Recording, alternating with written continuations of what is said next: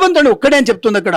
నువ్వు చదువుతున్నటువంటి భగవద్గీతలో కృష్ణ పరమాత్మ చెప్పాడు ఈశ్వరుడు విష్ణు ఒక్కడే అని చెప్పాడు. నువ్వు చదువుతున్నటువంటి విష్ణు సహస్రనామాల్లో అదే ఉంది. అలాగే రాముడు ఎవరు అనే విషయాన్ని రామనామమే గొప్పదని చెప్పేసి ఈశ్వరుడు చెప్పినట్టుగా ఈశ్వర వాచ్ అని చెప్పినటువంటి దాంట్లో ఉంది. మరి దాన్ని కాదని అదే విష్ణు పురాణం చదువుతుంటావు, అదే విష్ణు పురాణంలో శివుడి గురించే ఉంది. మరి ఇవన్నీ కూడా నువ్వు ఇటువంటి వేదవాంగ్మయాన్ని చదువుతూ విశేషమైన చదువుతూ ఇప్పుడు నువ్వు శివద్వేషం ఎందుకు అవుతున్నావు అంటే నీ పీఠం లేదనా, నీకు పీఠం కదిలిపోతుందనా, అంటే నీ పీఠం ఉండకపోతుందనా, నీ పీఠానికి జరగబోతుందనా, నీ రాజకీయ నాయకుడు చెప్పిస్తున్నాడా, లేకపోతే ఇంకా తుర్కల్ని ఎంబడి ఉండి చెప్పిస్తున్నారా విషయాన్ని, లేకపోతే ఇంత క్రిస్టియన్లు చెప్పిస్తున్నారా? ఇక్కడ ఏమిటంటే ఇక్కడ మతాన్ని మార్చిన వారు కూడా వీళ్ళే. ఈయన ఉన్నటువంటి రామానుజుల వారు ఇక్కడ 2 సార్లు గొడవైంది. అంటే ఇప్పుడు నేను విషయం చెప్తాను, మీకు చరిత్ర తెలుసుకొని మాట్లాడతాను నేను. వీరు అనుకున్నటువంటి రామానుజాచార్యుల వారు కూడా ఒకప్పుడు కంచిలో ఉన్నటువంటి ఒక రాజుతో కూడా గొడవపడి ఆయన వరదరాజస్వామి సేవలో ఉండిపోయాడు.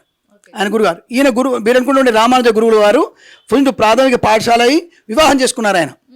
ఆయన వాడు రామానుజ గురువు గారికి వివాహం అయింది, పాఠశాలలో ఇంగ్లీష్లో చదువుకున్నాడు ఆయన. ఆ తర్వాత ఐ థింక్ 1047లో ఆయనకు వివాహం జరిగింది గురుగారికి. ఆ తర్వాత ఆయన 55లో ఆయన సన్యాసం తీసుకున్నారు. అక్కడ కంచివారితో గొడవైంది, కంచి రాజుతో గొడవైంది. ఆ తర్వాత శ్రీరంగంలో చోళరాజుతో గొడవైంది. ఎవరికి? ఈ యొక్క వీరి గురువు అన్న రామానుజుల వారికి గొడవై అక్కడి నుంచి ఆయన శ్రీరంగం వదిలిపెట్టి కర్ణాటక వెళ్ళిపోయారు రామానుజాచార్యుల వారు. వీరి గురువు గారు ఈయన 120 సంవత్సరాలు బతికారు. ఆయన 120 సంవత్సరాల అంతర్ధానమైపోయాడు. మరి ఈయనని మీరంత గురువుగా మీరు కొలుస్తున్న మీరు ఆదిశంకరులు సాక్షాత్ శంకర స్వరూపమైన 599 సంవత్సరాలు పుట్టినటువంటి క్రీస్తు పూర్వం 509 అక్కడ చేసినటువంటి 4 దిక్కుల వైపున 4 పీఠాలు స్థాపించిన విషయంలో బదరీకి ఆశ్రమం బద్రీనాథ్కి వెళ్ళండి. బద్రీనాథ్లో ఆశ్రమంలో ఇప్పటికే ఆ యొక్క శాసనాలు ఉన్నాయి.